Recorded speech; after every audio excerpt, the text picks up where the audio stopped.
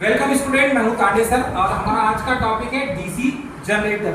दोस्तों, DC generator को दो पार्ट में डिवाइड किया गया। पहला है सेल्फ एक्साइटेड डीसी जनरेटर और दूसरा है सेपरेटली एक्साइटेड डीसी जनरेटर।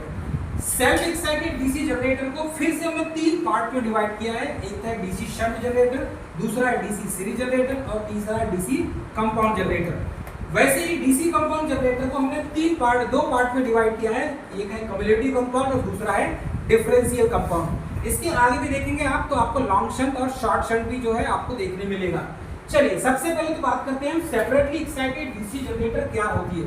तो सेपरेटली एक्साइटेड डीसी जनरेटर में आपको इसके पोल को एक्साइटेड करने के लिए एक्स्ट्रा डीसी बैटरी से सप्लाई सोर्स देना होगा, तभी सेपरेटली एक्साइटेड में इसका पोल एक्साइटेड होगा और ईएमएफ जनरेट होगा।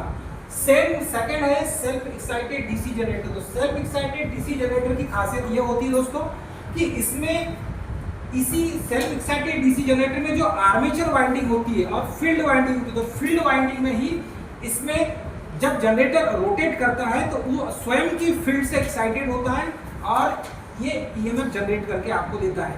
तो इसके तीन टाइप हैं, सीरीज शंट और कंपाउंड। ये एग्जाम में कई बार पूछा गया है दोस्तों। आइए हम बात करते हैं इसके बाद डीसी शंट जनरेटर। तो डीसी शंट जनरेटर का ये डायग्राम आपको दिख रहा है दोस्तों। इसमें आर्मेचर के पैरेलल में शंट फील्ड वाइंडिंग मिलेगी, मतलब जो फील्ड वाइंडिंग आर्मेचर के पैरेलल में होगी तो वो डीसी शंट जनरेटर बन जाएगा। ठीक है, इसके दो टर्मिनल निकलेंगे।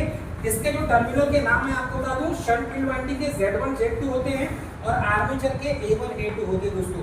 इसका जो ईएमएफ इक्वेशन है ये E = 5ZN/60 × P/A होता है। Thank you.